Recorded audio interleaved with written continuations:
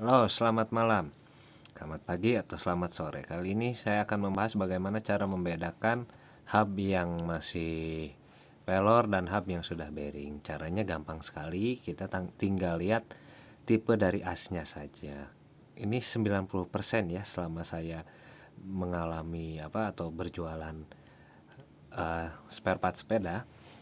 Cara yang pertama itu membedakannya adalah kalau masih memakai mur seperti ini, rata-rata ini adalah kemungkinan besar 80% menggunakan pelor. Sedangkan kalau misalkan tanpa as seperti ini kemungkinan menggunakan bearing. Tapi tidak menutup kemungkinan memakai QR pun ada yang masih pelor, contohnya pada jenis hub yang seperti ini.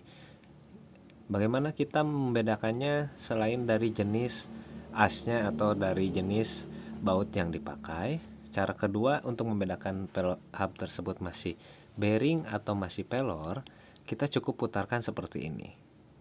Nah, kalau pelor itu rata-rata dari pabrikannya dikunci terlebih dahulu seperti ini. Ini macet. Ini bukan berarti pelor tersebut rusak, karena bertujuan agar as tersebut tidak terjadi gesekan saat pengiriman, maka dikunci seperti ini.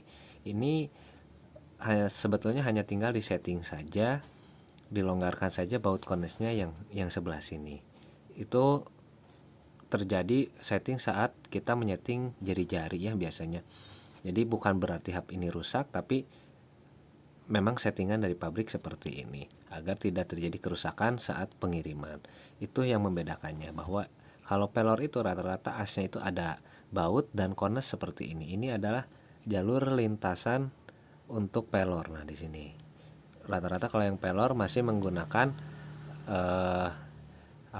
kones seperti ini. Sedangkan kalau yang bearing ini adalah pelor, ini masih pelor karena ada konesnya tuh masih pelor. Ini masih juga kita lihat ada konesnya, ini sudah tentu ini masih pelor. Nah, kita lihat di sini. Ini tidak ada konesnya. Nah, ini kemungkinan adalah bearing. Bearing itu gampang, tidak ada setting-setting, tinggal cabut saja sebelah sini. Nah, kita dapat melihat wujud dari bearing. Bahwa hub seperti ini yang tidak ada konesnya sudah dipastikan ini adalah menggunakan bearing. Tapi ada juga beberapa kita modifikasi memakai furnace dan dipakaikan oleh bearing. Sebelum penutupan video saya akan membahas, Bang, kalau furnace sama bearing itu atau sama lahar itu bagus mana?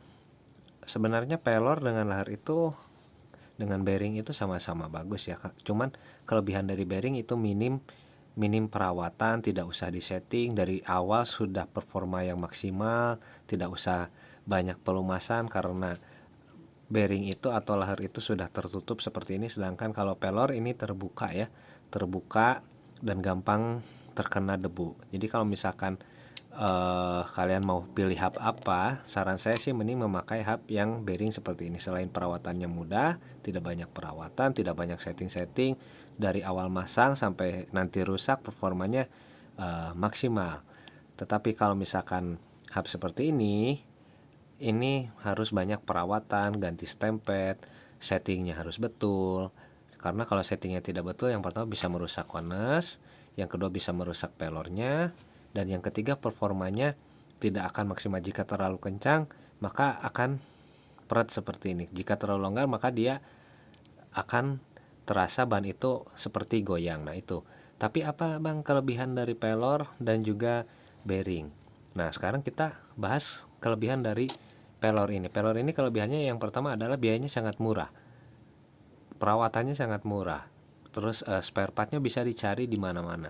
Jadi kalau misalkan Anda cari yang murah, performa maksimal, pakai pelor pun tidak jadi masalah. Jika kalian ribet, tidak malas ke bengkel, pakailah yang ini minim sekali perawatan karena sudah dijamin sangat kuat dan performa maksimal dari pabrikan. Jadi kalau kalian mau pilih pelor atau mau pilih bearing seperti ini tidak menjadi masalah karena keduanya punya kelemahan dan kelebihan. Silakan kalian pilih hub mau yang bearing seperti ini, otomatis partnya pun juga menyesuaikan, harganya pasti agak sedikit mahal. Jika pelor seperti ini, part-part yang lainnya bisa menggunakan part yang murah-murah dan perawatannya pun saya rasa tidak terlalu sulit. Nanti kita akan buat tutorial bagaimana cara merawat hub pelor seperti ini ya. Terima kasih, semoga video kita pada hari ini bermanfaat.